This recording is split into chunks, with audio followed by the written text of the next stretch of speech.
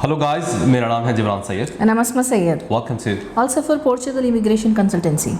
If you're new to our channel, आपको बता दें we are registered Portugal Immigration Consultancy based in Lisbon.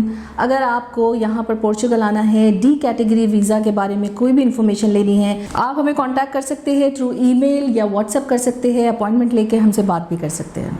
जी। हमारे contact details ये banner पे अक्सर नॉन स्टॉप आते रहते हैं। So you will get the email address, WhatsApp numbers और हमारे कॉन्टैक्ट नंबर्स वगैरह हैं, तो उस पर आप हमें कॉन्टैक्ट कर सकते हैं। आज का सब्जेक्ट है D8 वीज़ा के लिए। D8 कैटेगरी वीज़ा है फॉर डिजिटल नोमैड या फिर फ्रीलांसर्स। एक्चुअली अगर वो आना चाहते हैं, उनकी एक फॉरेन कंपनी से एक सैलरी है और वो रिमोटली अगर काम करते हैं तो पोर्चुगल का रुख कर सकते हैं। पोर्चुगल का डिजिटल नोमैड बहुत ज़्यादा इजी है और you can also get your family. तो आज का सब्जेक्ट D8 के ऊपर है। So without any further ado, let's start the video.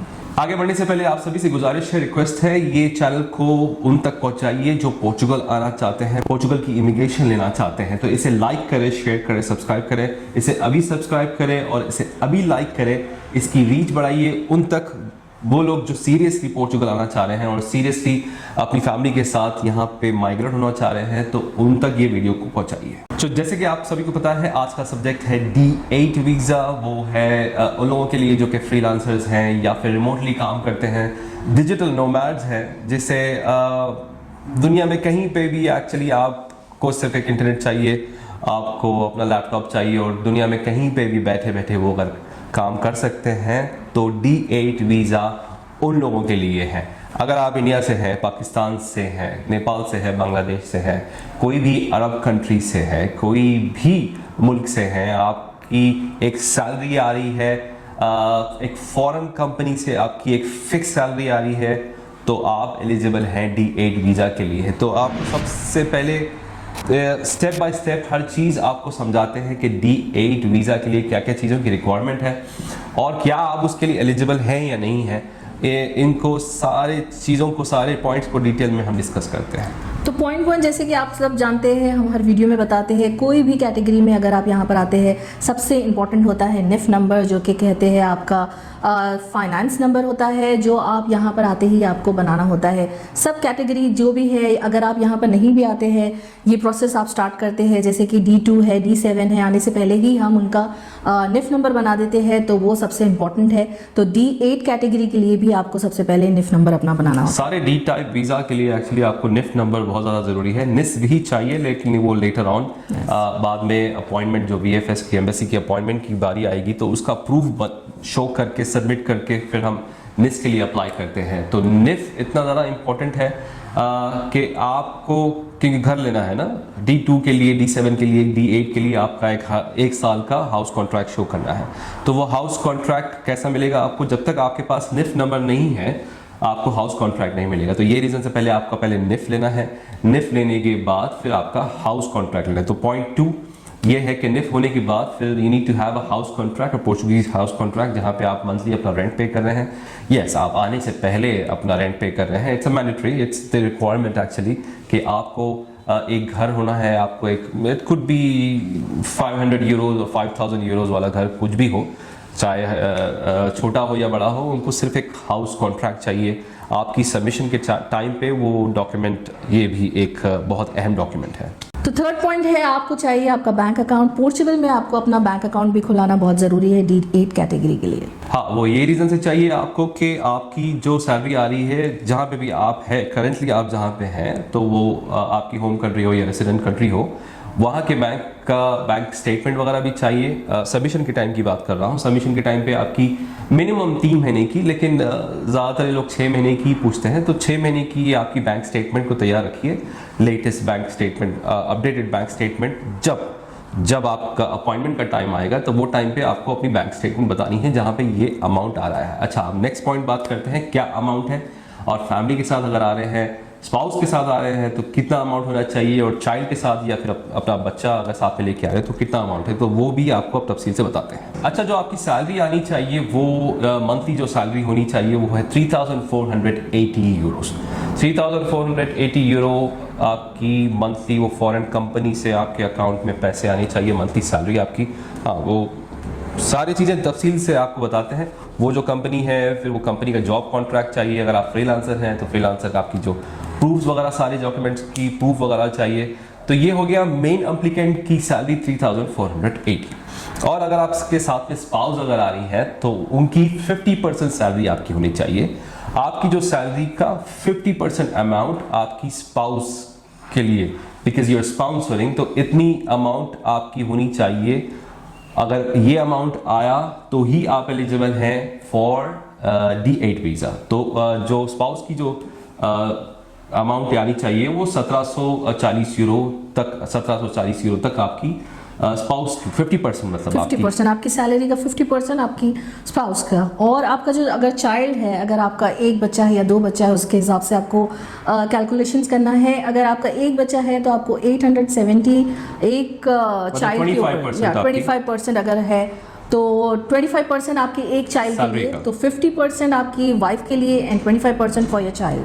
तो ये समझ गए होंगे आप मेरे ख्याल से। आपका 3480 है, आपकी वाइफ का 1740 है और आपका चाइल्ड का पर चाइल्ड 870 है, मतलब 6090 यूरो। एग्जैक्टली 6090 यूरो एक्चुअली आपकी मंथली सैलरी होनी चाहिए। तो आप सोच लीजिए कि D8 के लिए आप एलिजिबल हैं या नहीं है।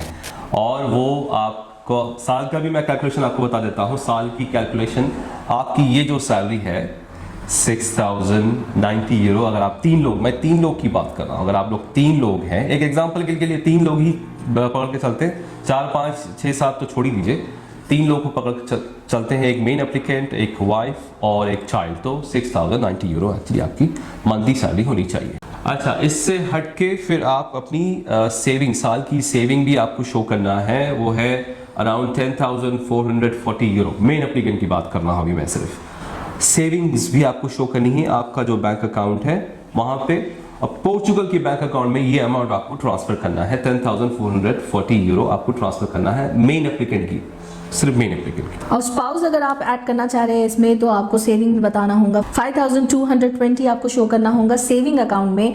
आपके 10,000 के अलावा आपके 5 के भी आपको 5,000 शो करना होगा। और अगर चाइल्ड है 10,440 के अलावा स्पाउस अगर आप स्पॉन्सर करें तो स्पाउस की सेविंग आपको शो करनी है 5,220 यूरो आपको फिर स्पाउस का एडअप करना है।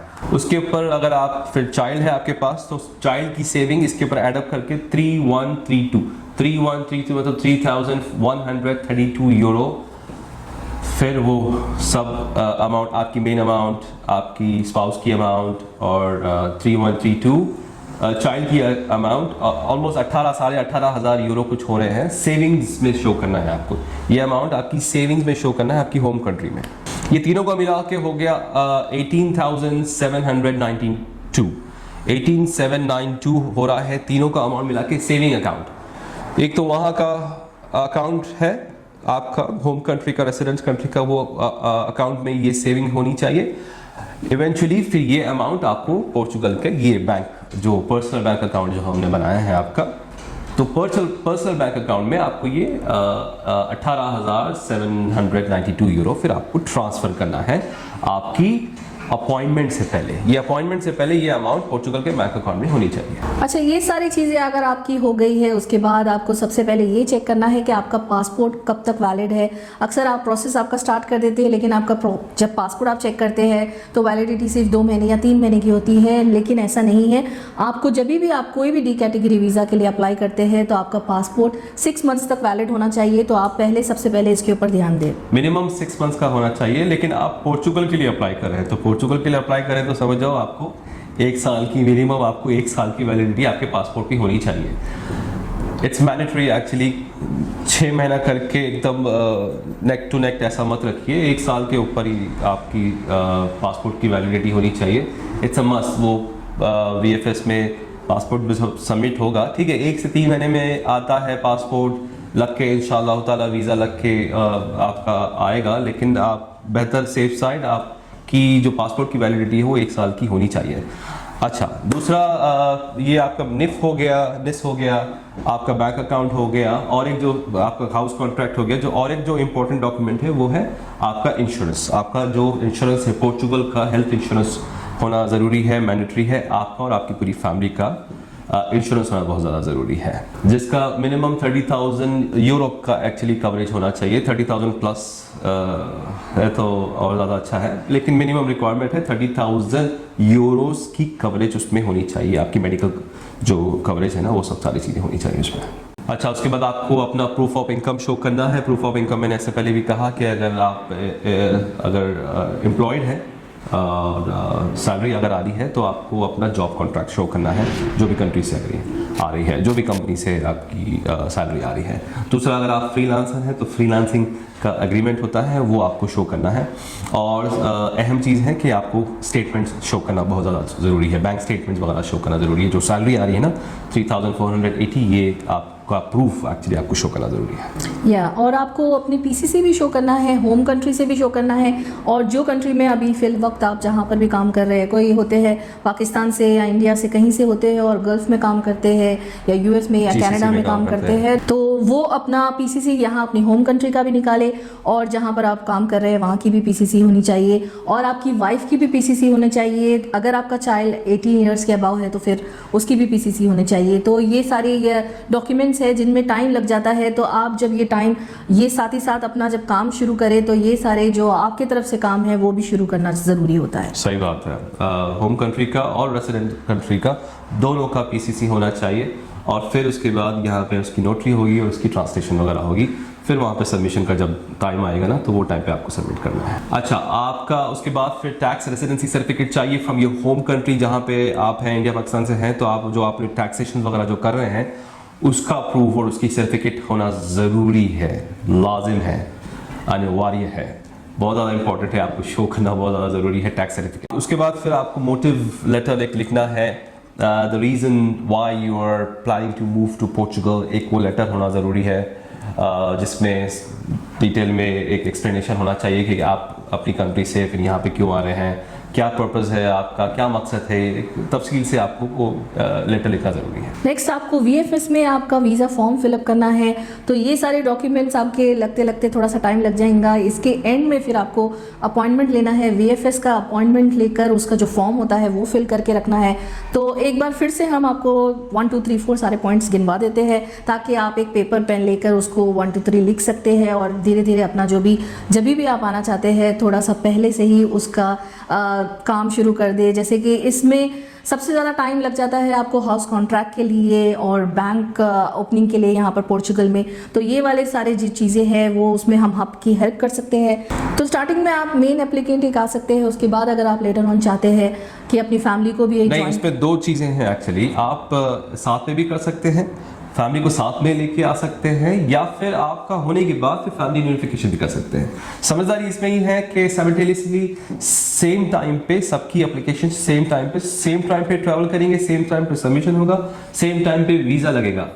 तो पॉइंट फिर से मैं आपको बता देता हूँ। पहले तो निफ चाहिए, वैलिड पासपोर्ट चाहिए, प्रूफ ऑफ इनकम चाहिए, आपकी जो वहाँ पे होम कंट्री में जो टैक्सेशन वगैरह कर रहे हैं, आपकी सेविंग चाहिए, जो अमाउंट अगर आप 3 लोग आ रहे हैं 18,700 चिल्लर आपको कुछ शो करना है, ये सारे डॉक्यूमेंट चाहिए, पीसीसी चाहिए, बच्चों की बर्थ सर्टिफिकेट चाहिए, मैरिज सर्टिफिकेट चाहिए, तो बहुत सारी चीज़ें हैं। अच्छा, ये सारी चीज़ें जो हमने अभी आपको जो बताया, जो स्टेप्स है, जो रिक्वायरमेंट है, जो गाइडलाइन हमने जो आपको पूरी लिस्ट आपको बताई, ये सारी चीज़ें हम करते हैं। वीएफएस का अपॉइंटमेंट, निफ बनाना, बैंक अकाउंट करना, हाउस कॉन्ट्रैक्ट के लिए असिस्ट करना आपको, जो आपका पीसीसी है, बर्थ सर्टिफिकेट है, उसकी ट्रांसलेशन, नोटरी, यहाँ का आयमा का अपॉइंटमेंट। फिर यहाँ पे आप आने के बाद जब आप बायोमेट्रिक के लिए जाएंगे तो हमारा वकील, हमारा लॉयर आपके साथ जाएगा। अच्छा, वहाँ पे फॉर्म वगैरह फिलअप करना, एजेंट्स वगैरह से बात करना, जो ऑफिसर्स वगैरह हैं उनसे बात करना, वो सारी चीज़ें हम करेंगे।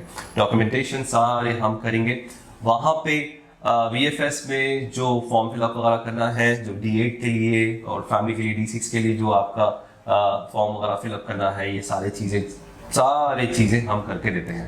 पहले तो हमने आपको बता दिया कि क्या क्या चीज़ की ज़रूरत है, क्या क्या रिक्वायरमेंट है, प्रोसेस क्या है, क्या क्या आपको करना है, ये आपके लिए हमने बता दिया। आपको अगर हमारी सर्विस चाहिए तो ये सारी सर्विसेज हम आपको प्रोवाइड करते हैं। So if you need any of these service from us, you can contact us. हमें व्हाट्सएप करिए, हमें ईमेल करिए, कोटेशन लीजिए। हम हमारे पास से हमारे ऑफिस स्टाफ है माशाल्लाह 3-4 लोग हैं और 3 लॉयर्स हैं और माशाल्लाह ऑफिस स्टाफ है, तो इन्हें कांटेक्ट करिए। आप कभी भी अगर मुझसे बात करना है, हमसे बात करना है डायरेक्टली, अपॉइंटमेंट लीजिए, अपॉइंटमेंट लेके फिर हमसे बात करिए। तो आई होप आपको D8 कंप्लीटली समझ में आ गया है।